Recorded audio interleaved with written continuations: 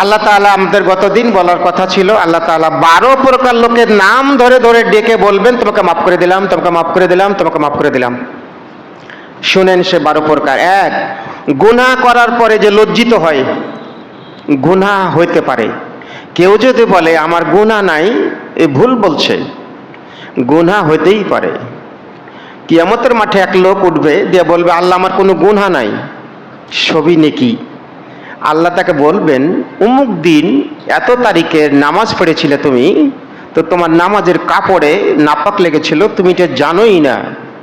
সেদিনকার নামাজ তোমার হয়নি, তুমি নামাজটা কাজাও করনি, ওই নামাজ একদিন হয়নি, তাই তোমাকে এক ওয়াক্ত নামাজের জন্য 84,000 বছর দোজখে থাকতে হবে। ই তো শুনে অবাক হয়ে যাবে যে আল্লাহ আসলে ভুল হয়ে গেছে, আমি তো জানি না, আমার মনের অজান্তে যে গুনাহগালা হয় সেগুলিকে আমি জানি। এজন্য গুনাহ নাই বলছেন কেন রে বাবা? আমি কোনো গুনাহ করি না। কি গুনাহ করেন না? আপনি বাংলাদেশে থাকেন মানেই তো গুনাহ হয়, আপনি সমাজে বসবাস করেন মানেই তো গুনাহ হয়, চায়ের স্টলে চা খাই আমি এর মানেই তো গুনাহ হয়, আমি রাস্তা দিয়ে হাঁটি এর মানেই তো গুনাহ হয়। গুনাহ হয়, বাহাদুরি করে লাভ নাই। এক নম্বরে গুনার পরে যারা লজ্জিত হয়, দারুণ হারে লজ্জিত হয়। আমাদের দেশে সরি বলে, ভুল হয়ে গেলে সরি বলে, তো সরি বলে হবে না, আস্তাগফিরুল্লাহ বলতে হবে। সরি বলে কি হবে?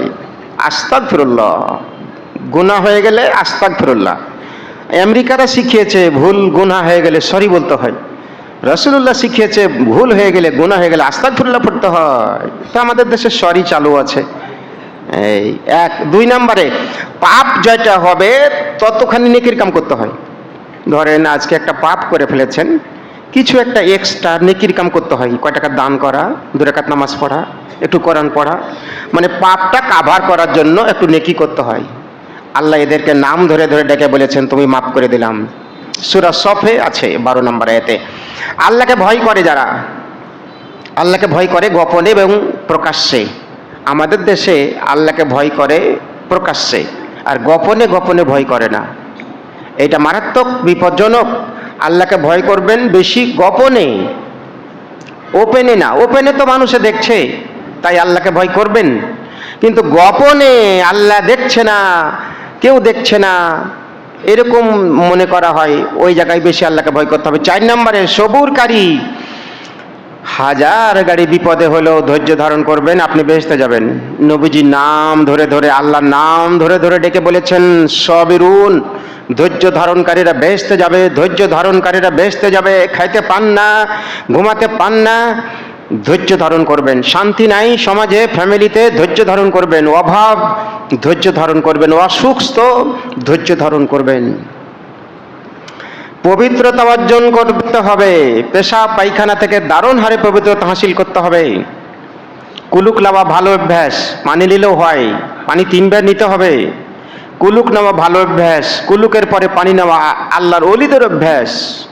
কুলুক নেওয়া এবং কুলুকের পরে পানি নেওয়া আল্লাহর ওলিদের অভ্যাস।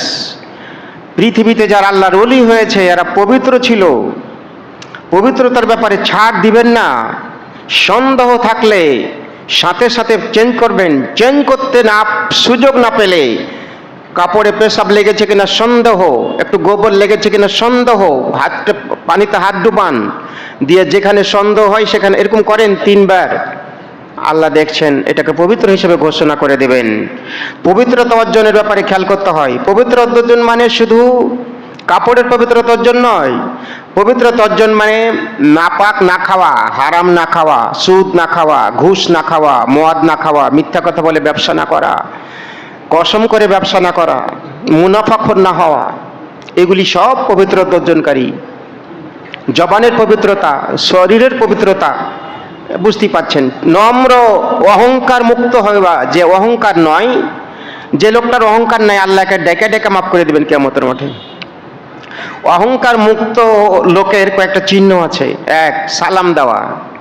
যে অহংকারী নয় সে সবাইকে সালাম দেয়, আর যে অহংকারী সে সালাম লাই। আমাদের দেশে শিক্ষক মনে করে ছাত্র আমাকে সালাম দেবে, হুজুর মনে করে মুসল্লি আমাকে সালাম দেবে, সেক্রেটারি সভাপতি মনে করে মুসল্লি আমাকে সালাম দেবে, বড়রা মনে করে ছোটরা আমাকে সালাম দেবে। অহংকার সে ব্যক্তি নাই যে সালাম দেয়। রোজাদার 7 নাম্বার, রোজাদারকে কিয়ামতের মাঠ আল্লাহ ডেকে ডেকে মাফ করে দেবেন। কে কে রোজা করেছিলে হাজির হও। রোজাদার, রোজার ভিতরে রিয়া থাকে না, মনে রাখেন। নামাজের ভিতরে রিয়া থাকে, লোক দেখানো, শিরিক থাকে। রোজার মধ্যে রিয়া থাকে না। আপনি তো গোপনেও খাইতে পারেন, খান না, লোক দেখানো। তাই এই রোজাদারকে আল্লাহ মাফ করে দেবেন কিয়ামতের দিন। 8 নম্বরে দানকারীকে ডেকে ডেকে মাফ করবেন। আমরা ওয়াজ করেছি, এমন কোনো দিন নাই যে 1 টাকা দান করেননি, এমন যেন না হয়। যদি হয় তারপরের দিন যেন 2 টাকা হয়, এটা খেয়াল করবেন। আপনি লাভটা বুঝতে পারবেন। প্রতিদিন কমপক্ষে 1 টাকা করে দান, না পারলে 5 টাকা করে দান। 5 টাকা করে দান করলে মাসে 150 টাকা হয়। এটা কোনো ব্যাপার? একটা আইসক্রিমের দামই তো 100 টাকা, 1 কাপ কফির দামই তো 80 টাকা। এটা সম্ভব। আপনি পরকালে বুঝবেন কি পুরস্কার। অপরকে ক্ষমা করে দিবেন। প্রত্যেক দিন রাত্রে নবীজি বলছেন, তোমরা কি জান্নাতের লোক দেখতে চাও? সাহাবায়ে কেরাম বললেন, হ্যাঁ দেখতে চাই। নবীজি বললেন, যে ব্যক্তি রাত্রে ঘুমানোর সময় সবাইকে মাফ করে দিয়ে ঘুমায়, এ লোকটাকে আল্লাহ মাফ করে দিবেন। তাহলে রাত্রে সবাইকে মাফ করে দিবেন, আর সকালে আবার ওর সাথে চলবেন না, তাহলে তো হলো না। ওই মেয়েদের মতো সব মেয়ে মোহর মাফ করে দেয়, তালাক হয়ে গেলে মাপটা বাদ, মোহর নাই। তখন তালাক না হইলে মোহর মাপ, আর তালাক দিলে মোহর ছাড়বো না। এটা তো হইলো, মাফ করলে মাপ, না মাফ করলে না মাপ। মাপও করেছেন, আবার তালাক হয়ে গেলে মোহর নিবেন, এটা তো হলো না, মাফ করা হলো না। তাহলে ক্ষমা করে দিবেন। 3 দিনের বেশি কারোর সাথে কথা না বলে থাকবেন না। যদি দুনিয়ায় টাকা পয়সা জমি জামা নিয়ে ঝগড়া হয়, সন্তান নিয়ে, 3 দিনের বেশি আলাদা থাকবেন না। যে থাকবে তার নামাজ কবুল হবে না। আর যদি ধর্মের ব্যাপারে ঝগড়া হয়, তাহলে সারা জীবন কথা না বলে থাকবেন। ধর্ম নিয়ে, আল্লাহকে নিয়ে, নবীকে নিয়ে সে মানে না, তাই তার সাথে আমি ঝগড়া করছি, তাহলে সারা জীবন বিচ্ছিন্ন থাকবেন। আর যদি দুনিয়া টাকা পয়সা জমির আইল ফসল গরু ছাগলে খেয়েছে, এজন্য ঝগড়া হয়, 3 দিনের বেশি যারা আলাদা থাকবে, এরও নামাজ হবে না, ওরও নামাজ হবে না। জিকিরকারী, সুপ্রিয় সুধী, জিকির করবেন। 5 মিনিট হলেও মনে মনে জিকির করবেন, হালকা শব্দে জিকির করবেন। মসজিদে হোক বাড়িতে হোক জিকির করবেন। সত্যবাদী 11 নম্বর, সত্যবাদীকে আল্লাহ কিয়ামতের দিন আবু বকর সিদ্দিকীর সাথে বেহেশত দিবেন। আবু বকর সিদ্দিকীর সাথে বেহেশতে যেতে চাইলে সত্য কথা বলতে হবে।